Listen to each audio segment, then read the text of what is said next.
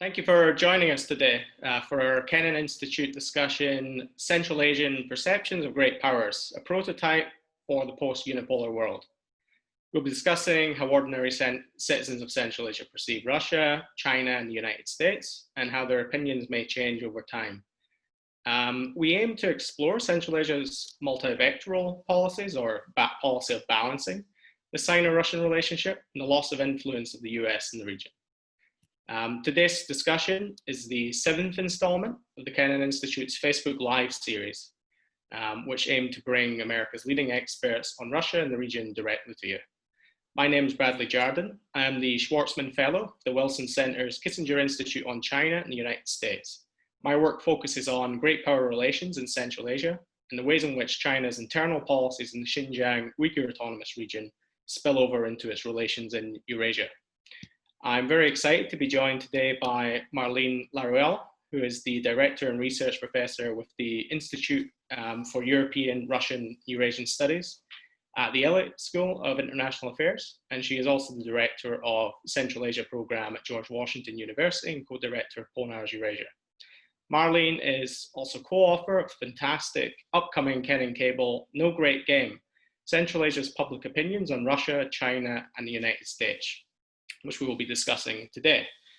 Before I begin, I want to remind our audience that they can submit their questions directly on the Facebook Live chat or via the email to kennan@wilsoncenter.org. Please be sure to include your name and your affiliation when asking your questions. So we'll begin our discussion with talking about great power relations and how Central Asia fits in the middle of it.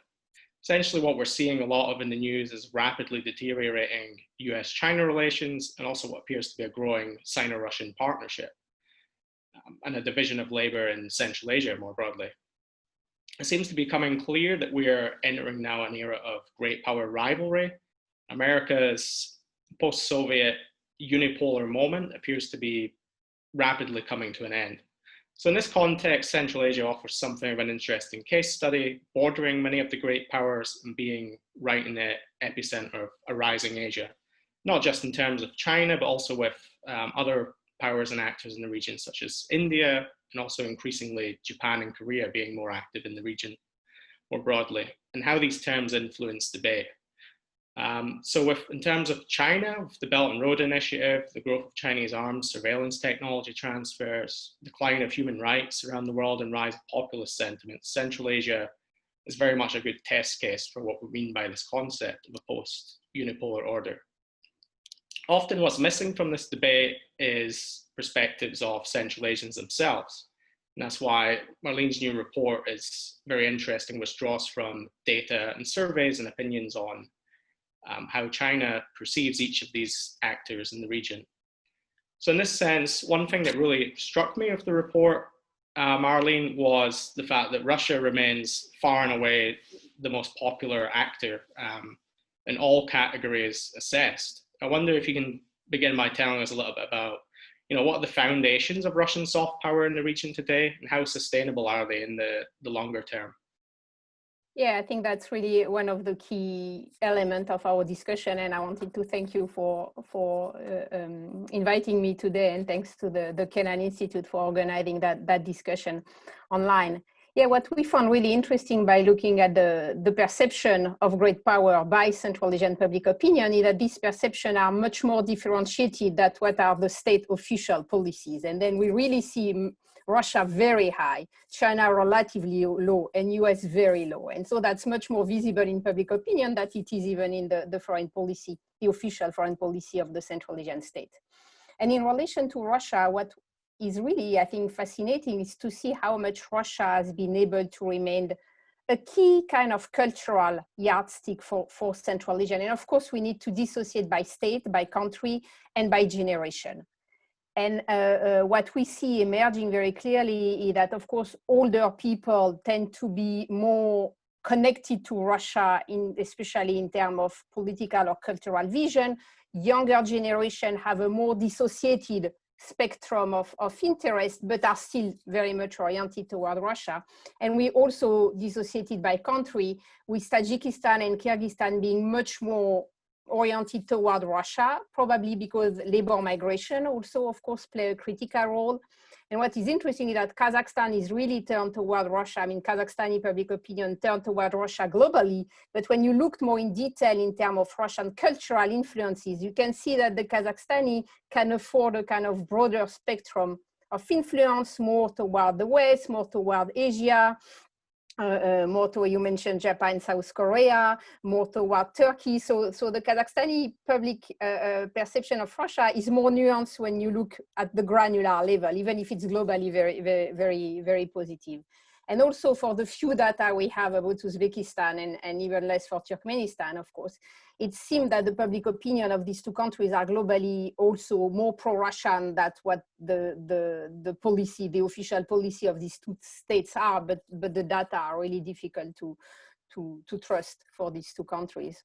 So yeah, Russia has been able to maintain this kind of status. At the same time, it's a moving status. I wouldn't say it's a very stable one, right? But you can see it's still very much people-to-people relation, in the fact that people have family members in Russia, that people travel to Russia, that labor migration, of course, are important for Kyrgyz, Tajik, and Uzbek, that you have all these educational flows of tens of thousands of students from Central Asia still going to Russia. And then you have all the Russian cultural production on television, you know, like films, miniseries, music, all that make that the Russian presence is still very physically there in the Central Asian everyday life, while China or the EU, or even more the US, are really much far away in terms of what they can propose concretely to the Central Asians. We don't hear you, Brad. You're mute. In terms of Russia, its soft power in the region is far more dense, you know, a lot of these people-to-people contacts. One thing I started to notice when I was in Beijing last year was there are a lot more Central Asians now appearing at Chinese academic institutions, particularly getting involved in business. You know, many of the Kazakhs I spoke with, they were involved in studying renewable energy, business in various types, and people studying technology, big tech. We're also seeing now a lot of Chinese companies in the region, you know, like Huawei, opening up training centers in the region. I believe they have one in Kazakhstan, Astana, and they're also opening one in Bishkek. And they're also offering scholarships and grants. So China's kind of a slower actor to the region in terms of its soft power, but what are its main vectors at the moment for how it's trying to influence the region, develop contacts, especially with the youth?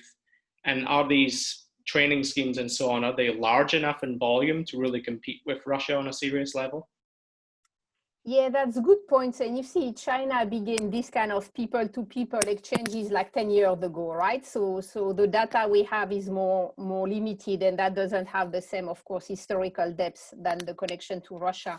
But what we seem to see so far is that all this Chinese effort doesn't necessarily translate into a kind of Sinophilic position by the Central Asians, right? We have research done on like young Central Asians studying in Confucius Institute. Everybody wants to learn Chinese because that's a guarantee for professional opportunities, but that doesn't make people pro-China, right? And so that's this kind of moment that are very difficult for China to transform. You can offer a lot of fellowships, but that doesn't make people will suddenly support your culture or your country positioning on the international scene. And I think that in a sense now, especially since the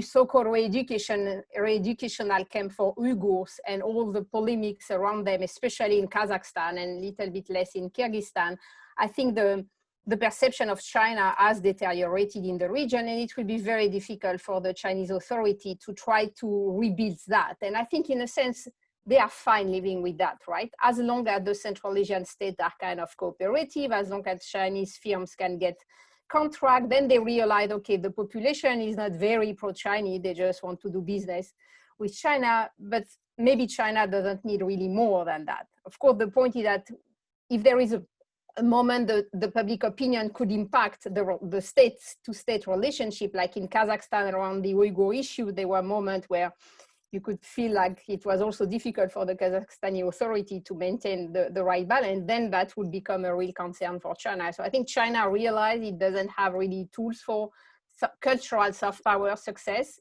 not only in Central Asia, but globally in the world, and even more now with the current crisis. And in a sense, it's living with that. Yes, one thing that was interesting in your report is it seems to be a correlation between having friends and relatives in the target country. You know, in Russia, they help reinforce the positive view of Russia in this sense. But with China, you know, it could really be a double-edged sword where you have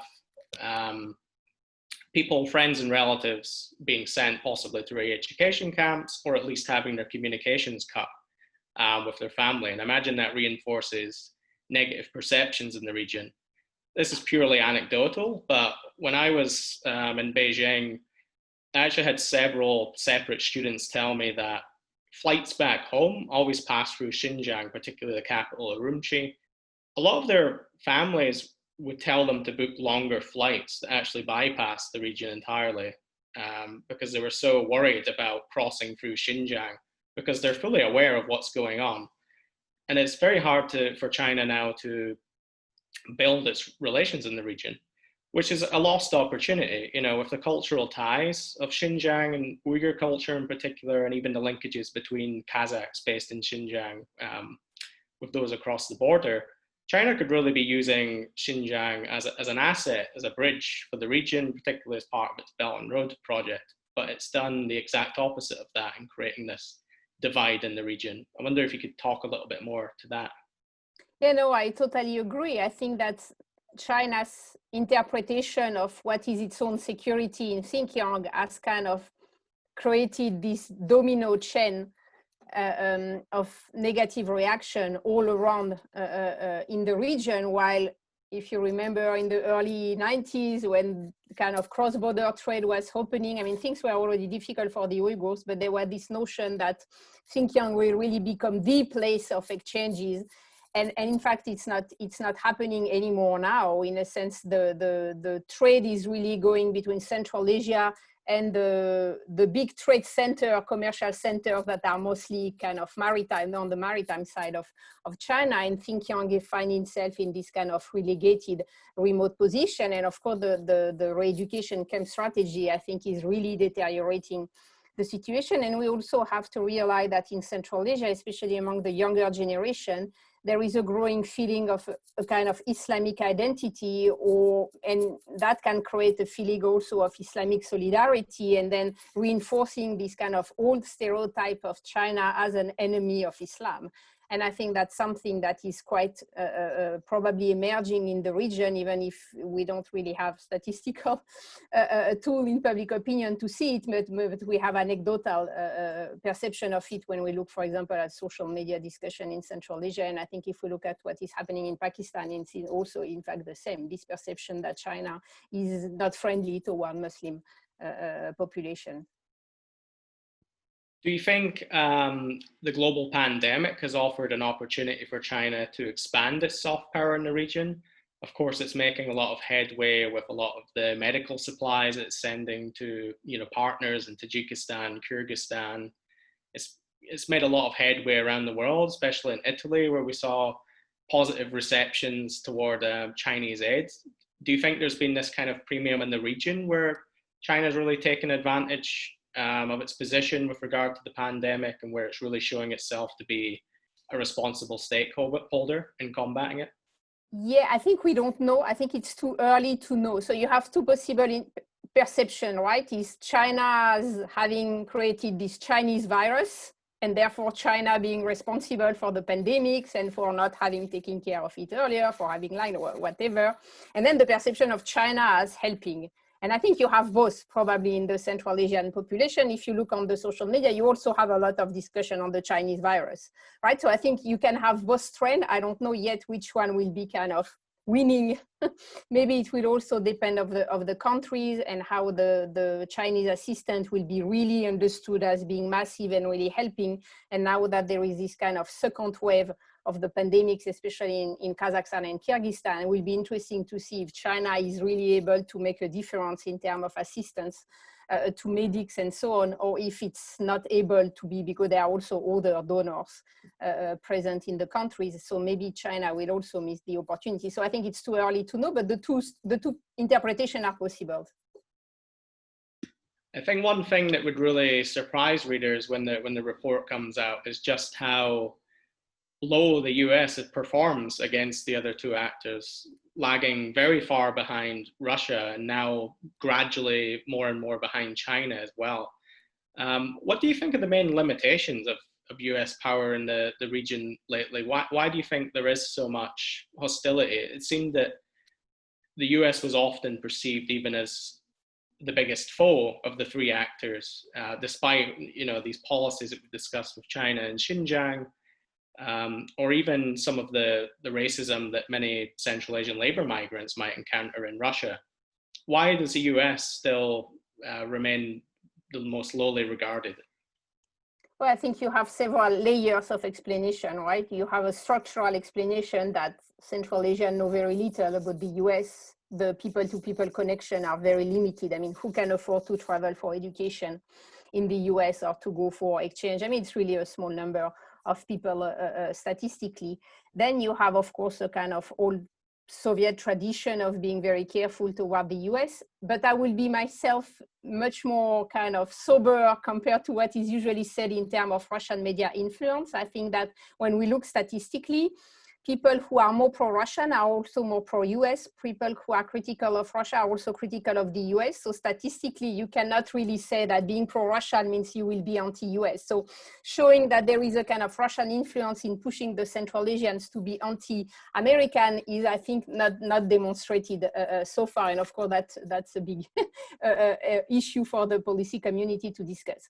And then I think you have several other elements. And that also depends of the country. I think in Kyrgyzstan, for example, there is a real feeling of disappointment toward the US because there has been a gap between what the US has been saying about its own interest for the region and its own engagement for the region and what the people have been perceiving as being, well, in fact, a quite low engagement. So the US is interested in Central Asia only because of Afghanistan or because of Iran or because of China, Russia, but not really for the region. And so I think the US have been sending very mixed signals about the reason of their engagement in the region, and therefore that contributed to a kind of disillusion pattern. Then I think you have other elements that play a role, and one is what I call the rise of conservative values in Central Asia. You really can see that for the majority of the public opinion, the US is perceived as trying to force too much the imposition of foreign value that are interpreted as too liberal for what the Central Asian societies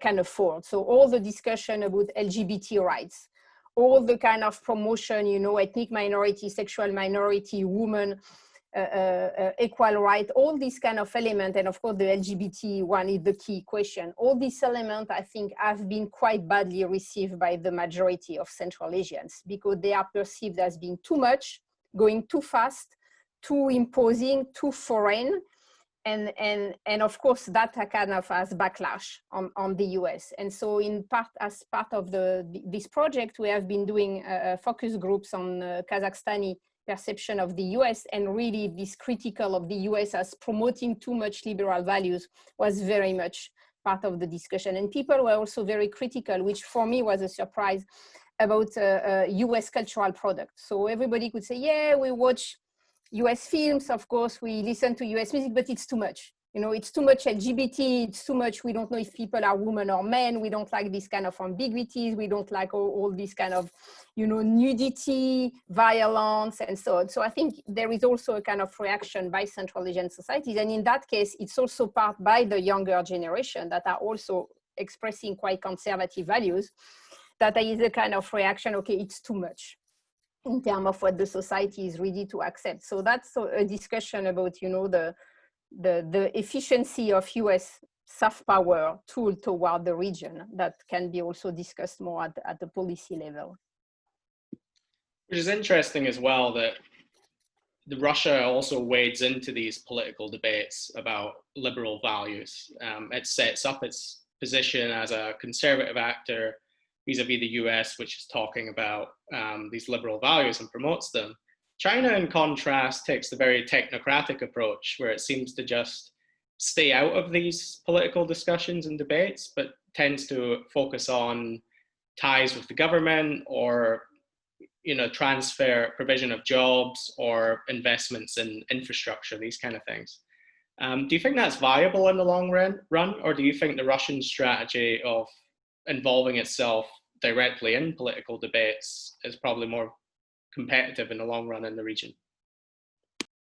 Well, the Russian perspective or strategy is more efficient probably, but Russia can afford much more, at least so far, in the region that China can afford. I don't think anyone in Central Asia would welcome more Chinese involvement, like a kind of direct, visible Chinese involvement into domestic politics, into the way the societies are working. I think it would be very badly received, and I think the Chinese authorities know that very well. So as long as what is important for them is secured, they don't really try to push much because they know they will have the backlash. What will be interesting to see that if the Russian strategy can work for long in the region, right? That how long Russia can afford to be such an important partner. I mean, the human links are still there, and migration are kind of renewing the old Soviet links, but you can also feel that at least at the elite level, you have a growing kind of resentment toward Russia, especially in Kyrgyzstan and Kazakhstan now, that is taking kind of the shape of something like, kind of post-colonial critique of Russia today, kind of revision of their interpretation of Soviet history. And so you can see this kind of friction, tensions emerging. So on the long run, Russia will have to kind of reinvent itself in Central Asia to keep its status, while China, I think, is just happy with whatever it has because it has everything it needs. The rest is not so important for China. Which is interesting too, where we're seeing, especially in Kyrgyzstan, this growing anti-China backlash, especially with a lot of these small town protests or even attacks on factory workers, this sort of trend that seems to be occurring as the country has a growing nationalist movement within it. So I think China is probably going to have to deal far more in the long run, whether it's, as we're seeing, a small uptick in the hiring of private security companies to protect their infrastructure and investments, or becoming more directly involved, like in Tajikistan, where we've now seen a Chinese paramilitary base set up in the Pamir Mountains. So do you think that there will be a time where China's going to have to navigate these political divides and backlashes by becoming more involved as a strategic actor in the region?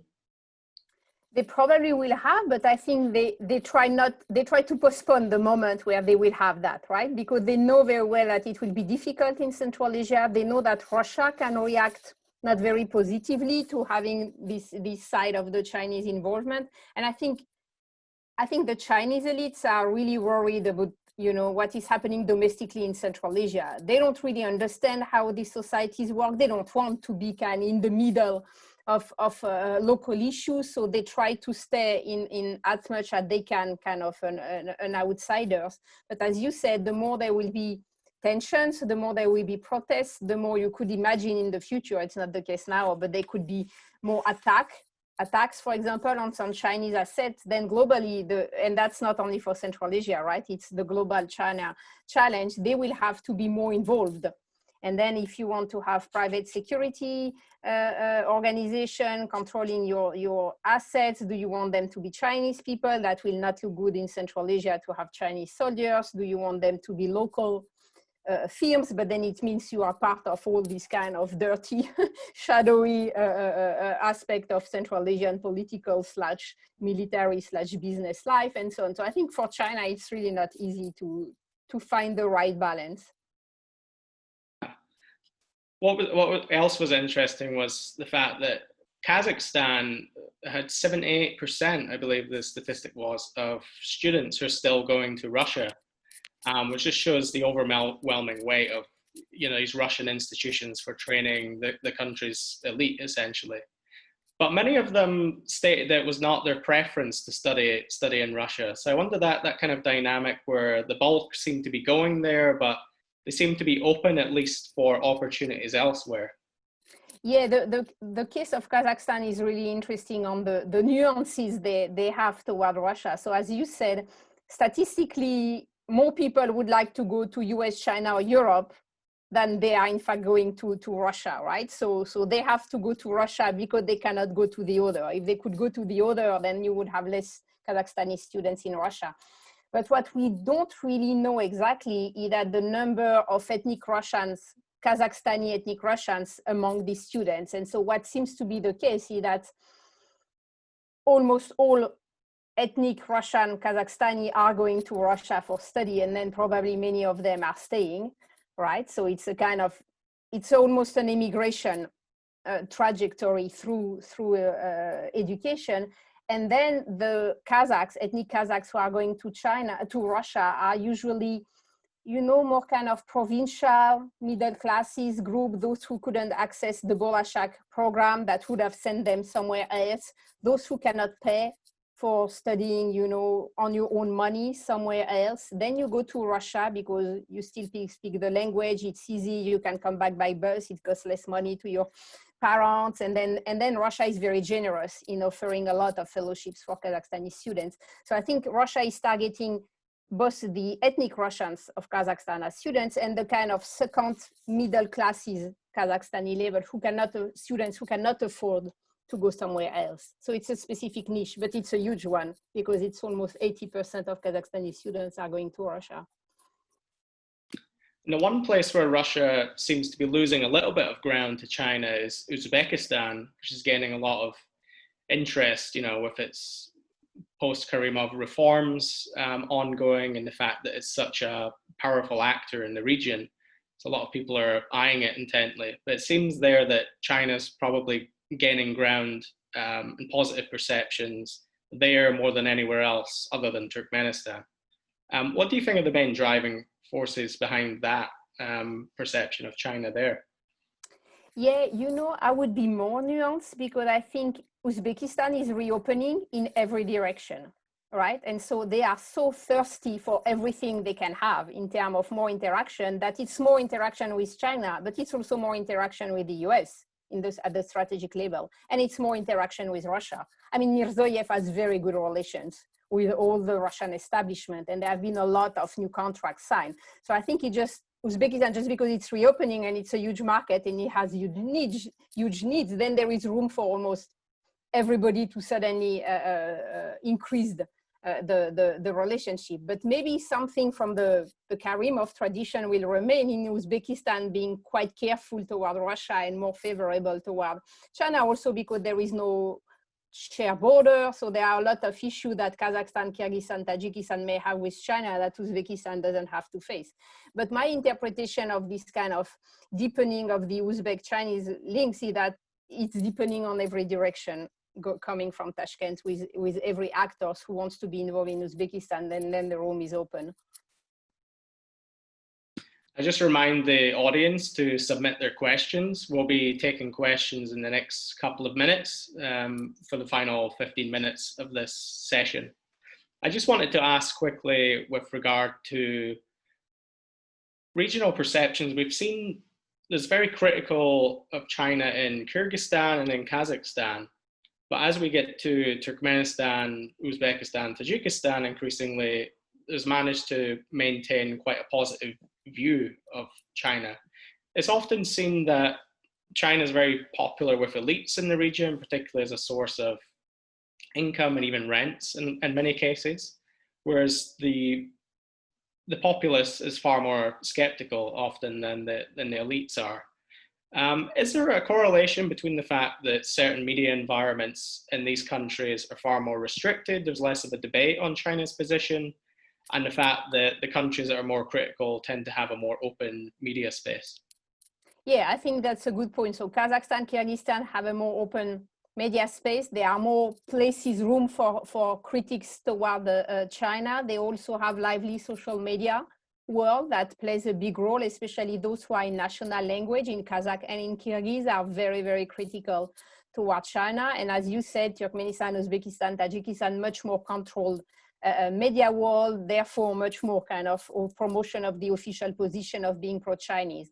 But I would add another argument here, which is that Turkmenistan and Uzbekistan don't have shared border with China. They didn't have to discuss kind of difficult border delimitation in the 90s.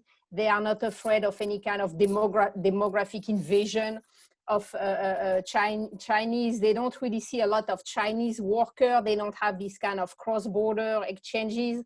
So I think for the population, China is further away and therefore is seen as more popular. For Tajikistan, it's not the case because Tajikistan has the border and the discussion with on the delimitation were tense. But I think the situation in Tajikistan is that people feel that they have so little, you know, kind of regional partners. So it's really Russia, Iran, and China. And so there are still this kind of positive feelings toward China that is there. And it's really Kyrgyzstan and Kazakhstan where it's very difficult for China to try to build a kind of positive image. So I would say it's both media and the kind of geographical location, probably. We have an interesting question from Eugene Husky from Stetson University. He asks, is there a danger for Russia in the fact that it tends to attract anyway low-skilled workers, despite the fact that they're in very large numbers, whereas China is now targeting the future generation, people who will be working in the technology sector and the high-income kind of sectors, and the future political elites and so on. Can China gain ground by targeting elites in this sense? And is Russia still, or can Russia compete by attracting just larger numbers of people from all class backgrounds?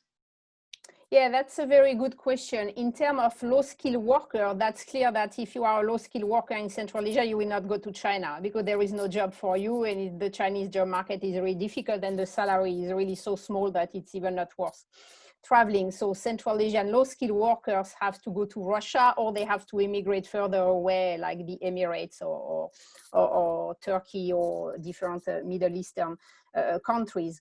The way China will be now indeed attracting kind of IT engineer, IT communication people is really interesting, and that's something where it will be very difficult for Russia to compete indeed, because that's not where Russia is very strong. So I think that's in that specific sector of kind of IT technologies, clearly China will take the lead, and that will attract a lot of Central Asians. But Russia still has other domains of specialized workers. If you are a physicist, if you want to work in the nuclear sector, if you want to work in the aviation sector, if you want to work in the electric sector, Russia is still dominating. I mean, the big universities training engineers in all these kind of specialty, they are still in Russia. And as I say, Russia is usually very generous in terms of fellowship. So I think it will depend on the specialization of this younger generation. If you want to be in the nuclear business, you will probably continue to go to Russia because that's where the connection will be. But if you want to be in artificial intelligence, then you will try to go to China. So maybe they can divide the market. And, you know, in a sense, it was what I was saying for Uzbekistan, that there are so little opportunity for Central Asian at home to get this kind of skilled applied knowledge, that there is room for everybody to emigrate, Russia, China, or whoever can do, Malaysia or Japan, South Korea, or the West. So I think every big power and regional power can have a lot of Central Asians because they are already, all those who want this kind of specialty would be ready to emigrate just because the opportunity at home are really very limited. Jeff Bell from the National Endowment for Democracy asks, where is Central Asian civil society succeeding when it's discussing China? And where is it failing? And what can or should Central Asian civil society do vis-a-vis working with their population's understanding of China's role in the region? Yeah, that's a very good point. I think it really depends how do we want to define civil society in the region, because of course it's not an obvious definition in the Central Asian context, and that depends per country. You have a liberal, Western-oriented civil society that is very critical toward China, of course, in terms of, you know, the role of China in aggravating corruption scheme, the role of China in the re-education camps for Uyghurs and so on. In the role of China in kind of buying elites. You have an Islamic civil society in Central Asia that tend also to be critical toward China because they see China and not respecting religious rights.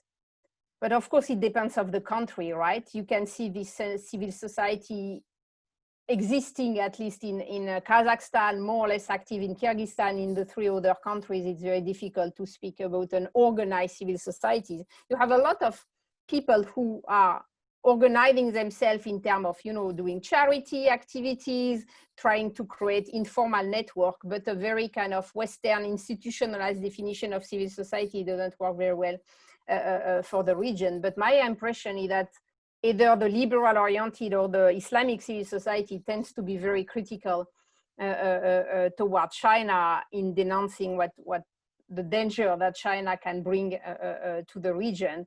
But they are not very visible just because the political context is not favorable to them. So in fact, it's really social media that in a sense are educating Central Asians on their vision of China and whatever they can hear from people coming back from China. And that is very difficult to control or to reshape, because social media have this kind of direct influence on your own perception that make the job for institution to try to change your perception very difficult.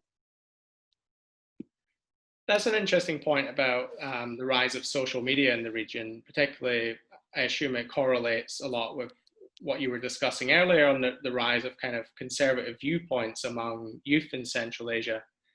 Is social media really disrupting the information space in Central Asia, in the sense that Russia still controls most of the cable networks, most of the news consumption as Russian media sources, which probably helps boost perceptions of Russia across the region? Could social media be a real entryway for the US to regain influence in the region, or for China to expand its own role in the region? Well, first, of course, it depends per generation, right? The social media, it's only for young people. If you are more than 35, you are not really influenced by social media. You still get your news from television mostly. For younger people, I think they are more used to have dissociated sources of information. Young people still watch television a lot, but they also watch whatever on internet. It can also be television on internet, or they have social media. I'm not sure it's make things easier for the US or for China, because social media, they act as an echo chamber of whatever else is happening, right? So you also have a lot of pro-Russian narratives coming on social media. You have a lot of conspiracy theories coming from all sides, from the Russian side, from the kind of Middle East Muslim, side. So I'm not sure. I mean, I don't see how China could make a good use of social media, knowing how they are controlling their own social media, and I don't think they have anything they could sell. Of course, if you are if you want to access some kind of Western style media, then social media is the place where you can access them. But that's only for the elites that is kind of oriented toward the West. My impression is that for the majority of citizens, social media is just amplifying whatever is already existing and diminishing trust in any kind of institution and any non-television, on official state narrative. So it's just a kind of echo chamber of gossips, of conspiracy theory, of the feeling that there are hidden head everywhere, that nothing is really, you are never told the truth, and so on. So I'm not sure it plays in favor of any of the regional power. David Abramson asks, Central Asians who have positive views of Russians also tend to have positive views of the US, and similarly, their negative attitudes are often shared and correlate. Are these positive and negative attitudes similar with China as well? Have you noticed? Yes, so we have that very clearly in the Gallup data, is that you don't have any geopolitical division, pro-US, pro-Russia, pro-China. You have people who are open to any kind of international influence and people who are isolationist. So statistically, if you are pro-Russian, you are also pro-US and pro-Chinese. Or if you are anti one of the three, you are anti the three of them. And what is interesting is that this kind of isolationist position is mostly visible among ethnic majority, right? If you are a rural Kazakh-speaking Kazakh, you have more chance to be anti-US, anti-China, anti-Russia. If you are an urban elite Russian-speaking, you have much more chance statistically to be in favor of the three powers, right? So the division is really multivectoralism or isolationism, but not really a geopolitical choice, one country against the two others. Harrison King from Berkeley asks, to what extent have Central Asian leaders publicly addressed the internment of Uyghurs in Xinjiang or expressed concerns behind closed doors to their Chinese counterparts? Or have they mainly remained quiet? And how has this impacted perceptions of leadership? Well, I think very clearly in Kazakhstan, that has been a big concern. And we know the Kazakh authorities have tried to discuss with the Chinese authorities, not really about the Uyghurs, because there is no legitimacy for Kazakhstan to do so, but about the Kazakh minority sent in the re-education camp. The Kazakh authorities are really trying to negotiate with the Chinese authorities to have them freed and then sent to Kazakhstan, given the citizenship and so on. So I think the Kazakh authorities have been trying to do something for the Kazakh minority, not really for the Uyghur minority, and I'm not sure they are doing it very openly when they are interacting with their Chinese counterpart, because they know it's a very sensitive question, and they also, you know, they are realist people and elite. They look at what the West is doing. If the West is not protesting a lot, then they consider that it's not their job as small neighboring countries to become very vocal on something where the West is not so vocal. So I think they do whatever they could, but it was very limited. I guess to end with a more difficult question would be, what can the US do to improve its image in the region, and how could it compete with Russia or China, if at all, in this soft power regard?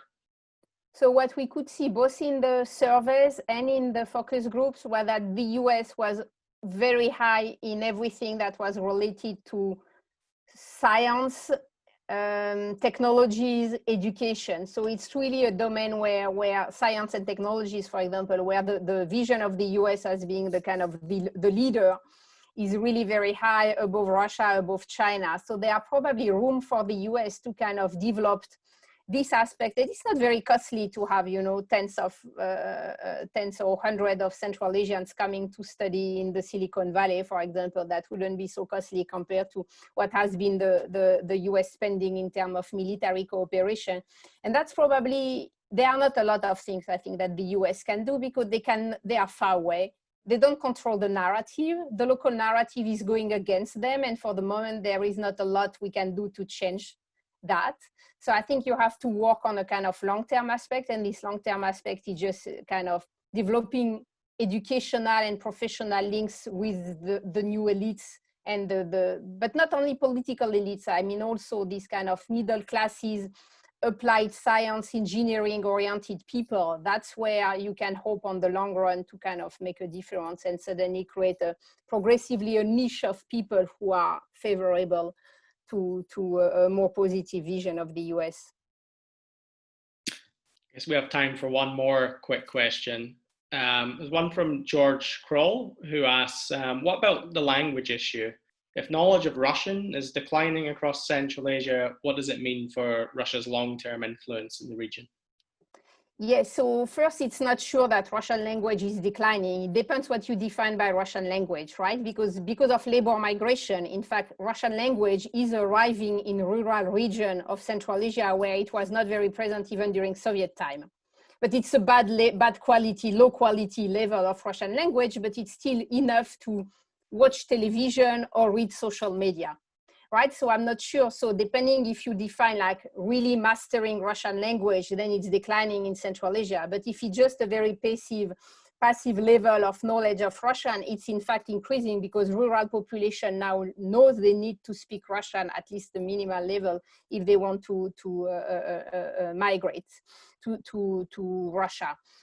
And so I don't think it means that the Russian influence is declining, also because national media language are reproducing a lot of things coming from Russia. So even if you watch a Kazakh official channel in Kazakh, it can be really a pro-Russian narrative or a narrative coming from Russia. So it's much more difficult to link the language issue with the cultural influence or political influence issue. All right, that's all we have time for today. I'd like to thank everyone for tuning in and for their great questions. And I'd like to thank you as well, Marlene, for this really interesting discussion. The full report will be out soon, I imagine, with the Kennan Institute as a Kennan cable. We'll provide updates for that near the time. But thank you very much. Thank you so much. Thank you, Bradley. Bye. Bye.